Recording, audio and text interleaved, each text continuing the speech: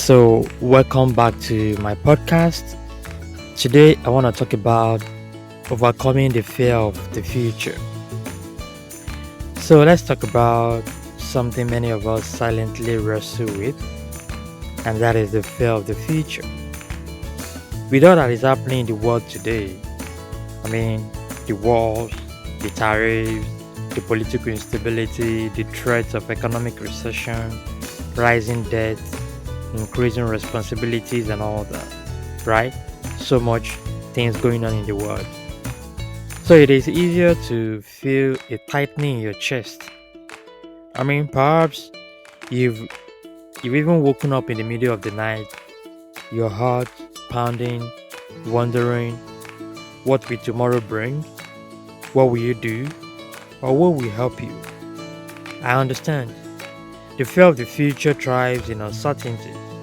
It feeds off questions that seem to have no answers. And the future, to the natural mind, is what they say no one knows, right? But here is the turning point. What if you know the one who knows the future? What if you trust the one who not only holds time in his hands, but crafted your life with intention, purpose, and focus long before you even took your first breath? When that truth settles in your heart, something powerful happens. Your mind becomes calm, your soul becomes steady, and the fear has no room to stay. The Lord, the creator of all things, designed you. He knows you and has promised to make all things beautiful in His own time. Nothing takes Him by surprise, not even your fears, not the chaos in the world, or even the doubts that is going on in your mind. Take a look at this scripture. Therefore I say unto you, take no thought for your life, what you shall eat, or what you shall drink, nor yet for your body, what you shall put on. Is the life no more than meat, and the body than raiment? Behold the fowl of the air, for they sow not, neither do they reap, nor gather into barns, yet your heavenly Father feeds them. Are ye not much better than they? Which of you by taking thought can add one cubit into his stature, into his life, into his number of years that you're gonna spend on earth? And why take ye thought for raiment? Consider the lilies of the field, how they grow, they toil not, neither do they spin. And yet I say unto you, that even Solomon in all his glory was not arrayed like one of these. Wherefore, if God so clothe the grass of the field, shall he not much more clothe you, O ye of little faith? Therefore take no thought, saying, what shall we eat, or what shall we drink, or wherewithal shall we be clothed? For your heavenly Father knows that ye have need of all these things. But seek ye first the kingdom of God and his righteousness, and all these things shall be added unto you. Take therefore no thought for the morrow, for the morrow shall take thought for the things of itself. Looking at this scripture, I mean, this is just profound. This is a lot. And I want you to let that sink in. And you can even read it again. Let it whisper peace to your stormy thoughts.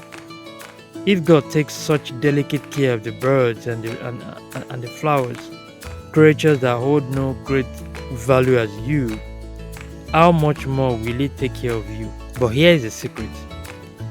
He said, seek you first the kingdom of God. That is a priority. That is a divine strategy. Seek first the kingdom of God. But where is it? The kingdom of God is in you. Jesus said, the kingdom of God is not here or there. Now will people say, look, here is it, or there it is. For behold, the kingdom of God is within you. That is powerful.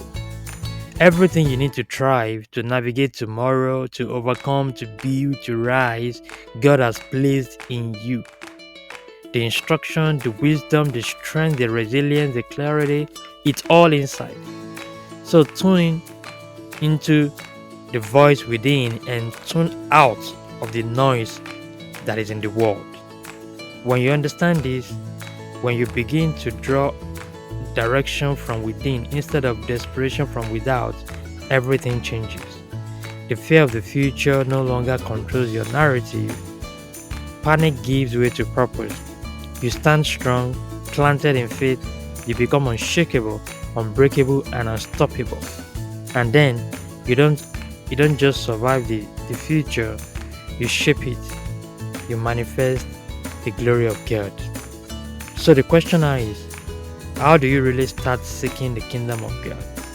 I will discuss that in the next article. Read next. Engaging the power of prayer. You can watch this program on YouTube. If you found value in this post, kindly share with someone. Thanks for your support. P.S. In case you want to, you feel free to reach out to me. If you need advice on your plans and purpose and how to work on your gift and ideas, drop me a message here or email me at thesapiensofgod@gmail.com, and then we arrange a call. Would you like to write a book? Share your story, ideas, and knowledge in a book. Now it's easier than ever. In 3 weeks, your book will be written and published. Send a message to bookminds247@gmail.com. You can get books here. Click here. That's the link. You can find it on the blog. You can also get books on Amazon Books. Check out our website, Wordflix Publishers. If you want customized songs for you or your loved one's birthday, weddings, or any ceremony, is there music got to you? Contact at thesapiensofgod@gmail.com. You can also check out this post.